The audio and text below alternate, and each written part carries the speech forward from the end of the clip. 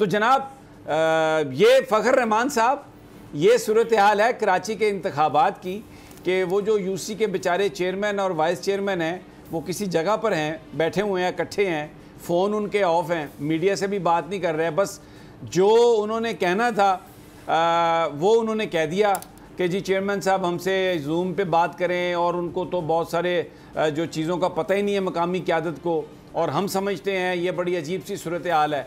तो लगता है कि वहाँ पर जो इस वक्त जिस तरह मैंडेट जो है उसको तब्दील कर दिया गया है, तो एक बड़ा सवाल उठता है, फ़खर ले आते हैं कि अगर मुल्क में जनरल इंतखाबात हों और उसके बाद जो जीतने वाले हैं वो फिर इसी तरह वोट दें जैसे ये कराची में यूसी के चेयरमैन वाइस चेयरमैन ये वोट दे रहे हैं, तो उन इंतखाबात का कोई फ़ायदा है इस मुल्क में?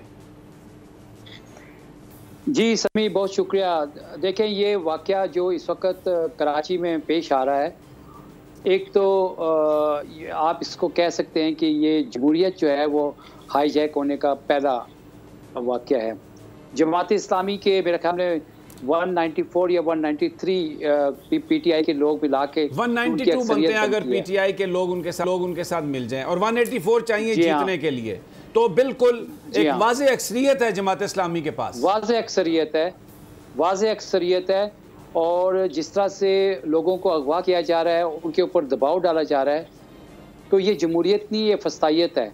और पाकिस्तान पीपल्स पार्टी जिस किस्म की रवायात को अब डाल रही है, इससे मैं आपको बता दूं कि कराची पाकिस्तान की मईशत की शहरग है, और अगर वहाँ पर वो ये इस तरह की सियासी हाईजैकिंग करेंगे, जमहूरियत को सियासी तौर पर हाईजैक करेंगे, तो फिर उसके नताइज जो हैं वो भी इससे ज़्यादा खौफनाक होंगे। आपके पास माशी इस्तेकाम तो है ही नहीं, बात सारे यही कह रहे हैं सियासी इस्तेकाम होगा तो माशी इस्तेकाम आएगा। कल सुप्रीम कोर्ट में भी इलेक्शन के हवाले से मामला आएगा, लेकिन जो भी अगर पीपल्स पार्टी का मेयर इलेक्ट हुआ और डिप्टी मेयर उनका हुआ, तो मैं आपको ये बता देता हूँ कि ये आइन के अंदर जो लिखा है फ्री एंड फेयर, ये इलेक्शन का जो मामला है ये कंट्रोवर्शियल हो जाएगा, और ये अदालत में जाके किसी भी टाइम पे इसको जब चैलेंज किया जाएगा तो ये बरकरार नहीं रह सकेगा, क्योंकि दबाव डालकर मैं खुदाई कसम, आप इतने ऑप्टिमिस्टिक आदमी है, मैं आपको मुबारकबाद देता हूँ कि अदालत में चला जाएगा और अदालत का फ़ैसला आ जाएगा, और फिर अदालत के फ़ैसले के बाद दूध की नहरें बहना शुरू हो जाएंगी, और पता नहीं फिर चश्मे फूट पड़ेंगे। और अदालत के फ़ैसले, वो भाई किस अदालत के फ़ैसले, कौन मानता है अदालत के फ़ैसले? ये इलेक्शन का आया था ना 14 मई का, क्या किया उन्होंने? वो पूरे चढ़ दौड़े वहाँ पर मौलाना फजलुर रहमान की क़यादत में, आप भी मौजूद थे, पता है ना हम सुप्रीम कोर्ट से निकले कैसे थे, याद है कहाँ से गुजर के हम निकले थे, उन मौलवियों से बचते बचाते, मुंह पे मास्क पहने हुए हमने, और पता नहीं किधर किधर से आए थे। कौन सी अदालत, किसका फैसला, किस फैसले का एहतराम? मेरे से रियल बात करें, ये जो किताबों में लिखा है ना वो ना मुझे बयान करें, आप गुमराह ना करें कौम को। ये हमें कौम को गुमराह कर रहे हैं आपने, यानी ट्रक की बत्ती के पीछे लगा दिया अदालती फैसले, और उसके चक्कर में हमने असम्बली भी डिसॉल्व कर दी कि अब ये हो जाएगा वो हो जाएगा। उसके बाद जो छित्रौल की गई है यहाँ पर पॉलिटिकल वर्कर्स की, आपको पता है छोटे छोटे इतने इतने कमरों में 20-20 बंदों को एक दूसरे के ऊपर चढ़ा के वहाँ पर रखा गया, और क्या कुछ हुआ है। एक अदालत से आप जमानत करा के निकलते हैं तो गेट पे पकड़ लेते हैं, 5-5 दफा गिरफ्तारी, जजेस रो रहे हैं, आप कह रहे हैं अदालत में चैलेंज हो जाएगा। यार कौन सी अदालत? नेपाल की अदालत में चैलेंज होगा? बिल्कुल, जिस तरह आप नेपाल की अदालत की मिसाल दे रहे हैं, तो मैं भी यही कह रहा हूँ कि ये क्या पीडीएम जो है ये युगांडा से अपने वोटर्स को लेकर आएगी, ला सकती है, यकीन करें ये इतने रिसोर्सफुल लोग हैं। मेरी बात सुने, ये दुनिया के किसी खित्ते में भी, ओ भाई ये पाकिस्तान में बैठ के जो लोग लंदन में है, अमेरिका में, उनके खिलाफ ये FIR दर्ज कर रहे हैं, उनके अजीज़ो अकारब को पकड़ने का मंसूबा बना रहे हैं। इनके बड़े लंबे हाथ हैं पीडीएम वालों के, भाई नजर नहीं आते, इनविजिबल हैंड्स।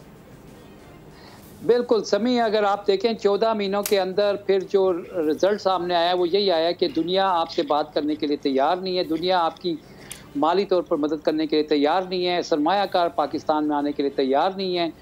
अगर आप पासपोर्ट ऑफिस चले जाएं तो वहाँ पर कितारें इस तरह लगी हैं जैसे हिजरत का समा है 1947 का, लोग यहाँ से हिजरत करने की तैयारियाँ कर रहे हैं, इतने ज़ोरों शोर से वो पासपोर्ट बनवा रहे हैं।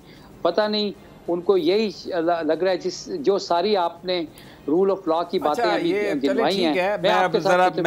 मैं तैयब की तरफ जाता हूँ। आप देखें, जो माल बनाने वाले हैं तैयारी नहीं कर रहे, जो भूखे हैं ना वो यहाँ से जाने की बात सोच रहे हैं, और जिन्होंने माल बनाना है वो वहाँ से बिल्कुल आने का प्रोग्राम बना रहे हैं। अभी लंदन मुज़ाकरात हो रहे हैं, टीमें पहुँची हुई हैं और ताऊ आने वाले हैं वापस, और माल इधर जिन्होंने बनाना है वो इधर ही है। बन रहा है माल, ऐसे ऐसे ऐसे बन रहा है माल। बजट 2023-24 की सबसे बड़ी ट्रांसमिशन, बोल एक मर्तबा फिर सबसे आगे। वजीर खजाना की बजट तकरीर की सबसे बड़ी कवरेज 62% अवाम ने देखा बोल की स्क्रीन पर। Welcome back to the budget transmission. सबसे बड़े पैनलिस्ट और रिपोर्टर्स की बड़ी टीम ने बजट के लम्हे लम्हे की अपडेट से किया बाखबर अपनी आवाम को। में यूं कह रहा हूं कि एक तरफ ये ख्वाहिश है कि लोगों को रिलीफ दी जाए, क्योंकि इलेक्शन सर पर है, तो कोई ऐसा बजट दे जो पॉपुलिस्ट हो। क्योंकि बोल रखता है खबर के हर पहलू पर नजर, बोल है सबसे आगे सबसे पहले। सब्सक्राइब करें और बेल दबाएं ताकि कोई खबर रह न जाए।